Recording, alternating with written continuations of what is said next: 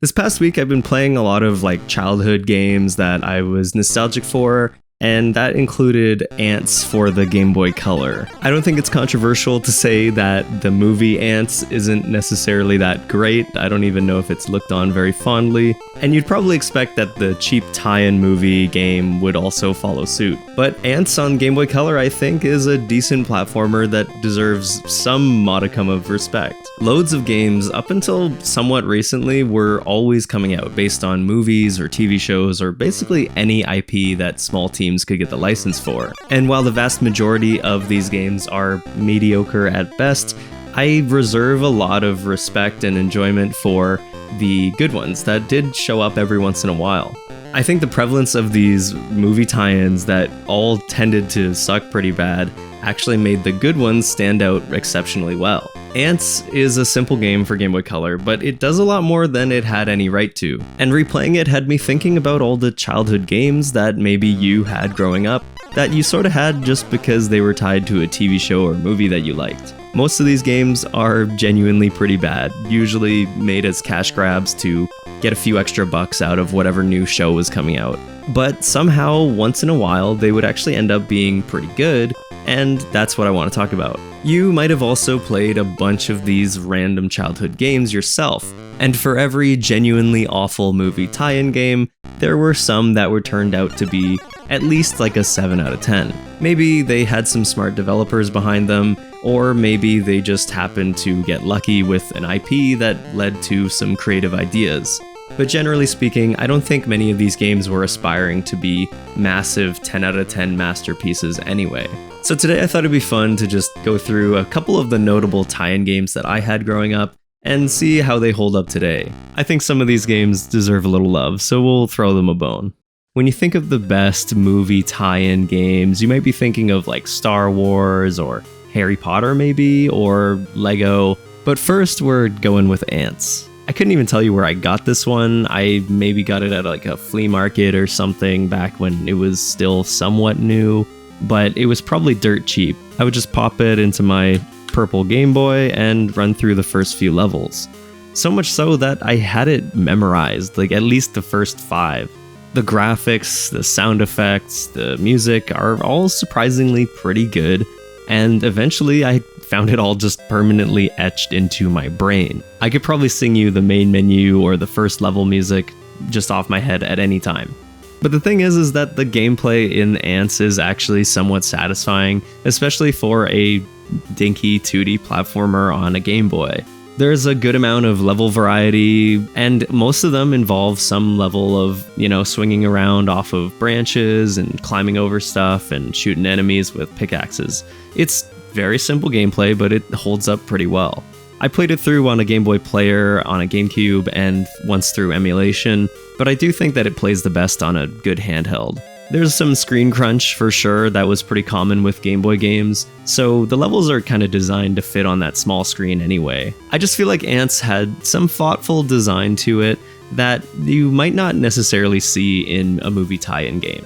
Collectibles are used to guide you, and the enemies are placed in smart ways that let you run through levels by bouncing off of them. It's always fun to jump off of an enemy, and then to a swing, and then jump off of that, and it works well most of the time. Though I did always find it pretty funny that when you die, you fall slowly to the bottom of the floor, and then you die and reset. The animation is pretty good, and the little cutscene illustrations are pretty cute. It just feels like a pretty reasonably well-made budget title. For me, it's certainly memorable, but I never actually finished it, so that's sort of what started this video in the first place. Ants isn't exactly a hard game, but it's certainly got some uneven difficulty spikes, and with that password system, it can be easy to just lose all your continues and have to start from the beginning. Basically, as a kid, I had no chance of ever completing it on my own, especially without, using a password. But once you've done a little growing up, maybe developed some hand-eye coordination, you get to a point where you actually find out that most of these kids' games are actually pretty easy. If anything, they're just tedious. But I have to admit that it was pretty cool to see the end of the game because I'd played it so much and never got to the end. There actually isn't really an end, it just sort of finishes with a tiny little cutscene and then resets you to the menu. Oh well. So even if I can't say the entire game is fun to jump around in, I have to admit that finishing it was pretty easy and painless. You can find this game for next to nothing as well. I got one here up in Canada for $10. All I mean to say is if you like Game Boy platformers, it might be worth a shot. You just mess around with it. Why not, right? Back in the day, I didn't have that many games for Game Boy anyway, but I had ants, and that was pretty much good enough when I was bored of leveling up Pokemon or something. Speaking of Pokemon, let's talk about another movie tie-in that I was pretty fond of back in the day. The Harry Potter Game Boy RPGs. I didn't have the first game growing up, but Chamber of Secrets was a really good time. And I think there was also one on Game Boy Advance, but I never played that one. I wasn't even that big of a Harry Potter fan, but it was everywhere in the 2000s, and I just had this copy that I played through once or twice, I think. You, of course, play as Harry and friends and cast spells to attack enemies, though I forgot about this neat little card system where you can collect and, I think, trade them with friends. You find them basically everywhere, too. It's pretty funny. There are a handful of minigames, though, that you can unlock by playing the game, and I remember getting into those pretty well. Sure, playing the main story was cool, but I always appreciated when handhelds would throw little side attractions in for you to pick up on your downtime. They just had no business turning this into a full turn-based RPG. And it makes sense for Harry Potter, but it's just surprising they actually managed to do it. The Harry Potter games, I think, in general, were all pretty consistently good. I do have the GameCube version of Chamber of Secrets, and I think that's, from what I understand, a pretty solid Zelda clone. I just haven't gotten around to it yet. And that's really where these tie-in games kind of found their niche, right? Just like introductory games to genres that you might not have played before. For me, other than Pokemon, I think Harry Potter might have been the first turn-based RPG I ever tried. And eventually that leads you to finding the more mainstream or bigger titles in those genres. I'm getting real Game Boy Harry Potter vibes from this. I also spent a lot of time playing movie tie-in games for the N64 and the GameCube. Star Wars had a big presence, I think, on both of those consoles, and Episode 1 Racer on N64 was pretty awesome for a racing game. It felt like a really good entry point to things like F-Zero. Even though, as a kid, I could never get a handle on the boost mechanic in that game for some reason, it's actually a really simple, fun, and accessible racing game if you just want to mess around with pod racers from the movies. Where are my Gasgano fans at? I always really liked how you could look around in the junkyard and dig out parts and look at the pit droids doing their stuff. Star Wars Racer is maybe a little too easy, but it's a really good game.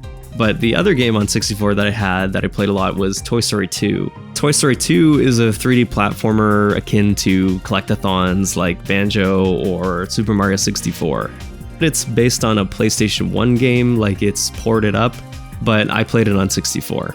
I just remember getting a ton of time out of this one, even though I didn't have a memory pack to save properly with it.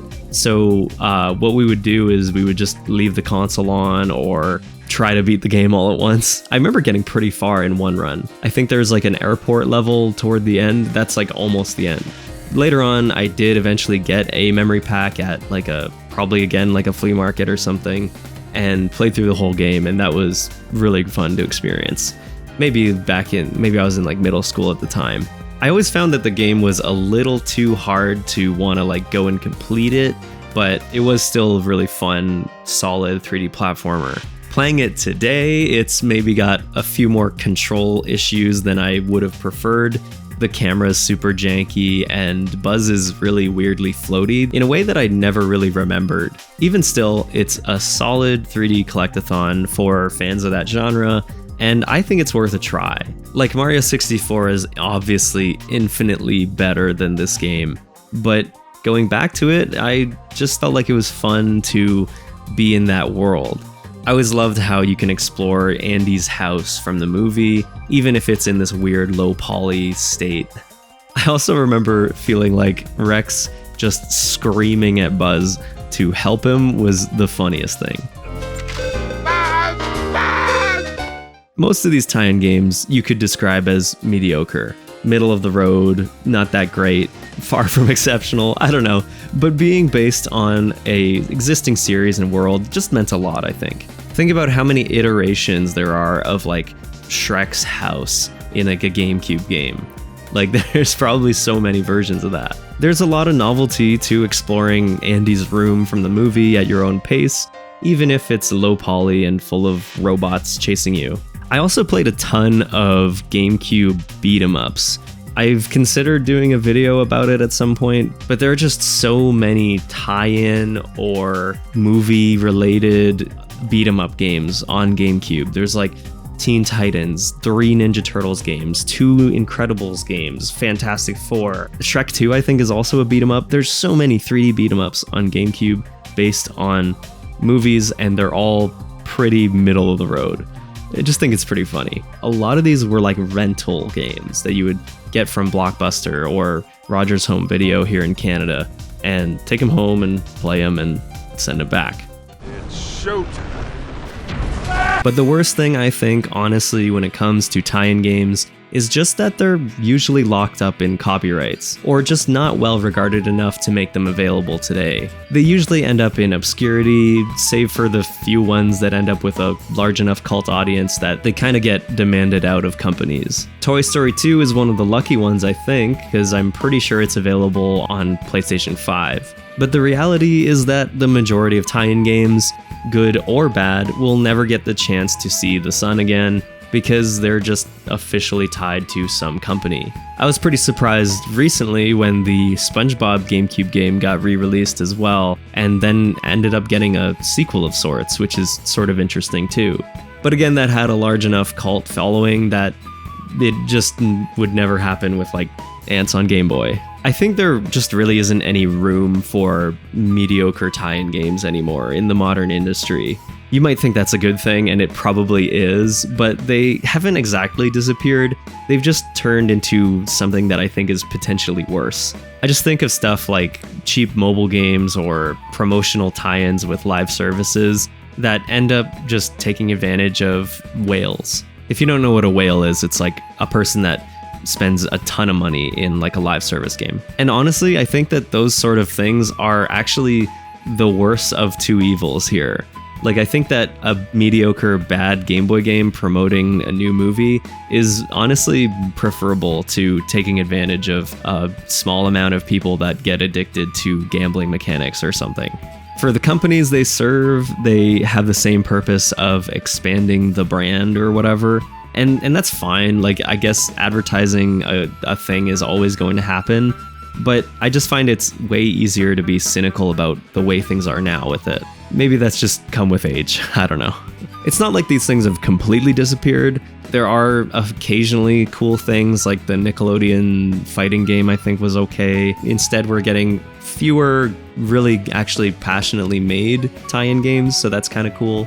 I think that back in the day, the development times were pretty short and the budgets were pretty small, so doing stuff like this was a lot more acceptable. Kids would play these games, and I think the good ones would continue to sell and then filter up to the top. Either way, I have a lot of love for these sort of 6 out of 10 side attraction games. Even though they're not the greatest things, they did help bolster whatever console it was they were on. Maybe they're considered padding, I don't know, that's really up for you to decide. The thing is that now there are way more options for games to play, free or otherwise, that are probably leagues better than anything that came out for, I don't know, Shrek or whatever. But you know, as time goes on, it's easy to forget about the little guys. So I felt like I had to put together something to put a little respect to the people that put together games that I did put a lot of time into. Even if it might have just been another day in the office for them, even if they weren't super passionate about what they were making, that final product gets put into the hands of kids, and those kids grew up with these things. Thanks for hanging out here today, and I hope you enjoyed the video. I really just wanted to shine a light on some of these movie games that I grew up with, since I couldn't really bring myself to commit an entire video to any one of them. Did I just make a video so I could talk about Ants on Game Boy? Maybe. That said, if you enjoy this channel, if you're enjoying these videos, leave a like, subscribe to the channel, and leave a comment below telling me what your personal favorite childhood games are. And make sure they're like mediocre. I want like very 6 out of 10 games. I don't want you to tell me you grew up playing Mario Sunshine. I don't want you to tell me you grew up with Mario 3. Even if you did, we already know it's good. Anyway, thanks for watching. Take care.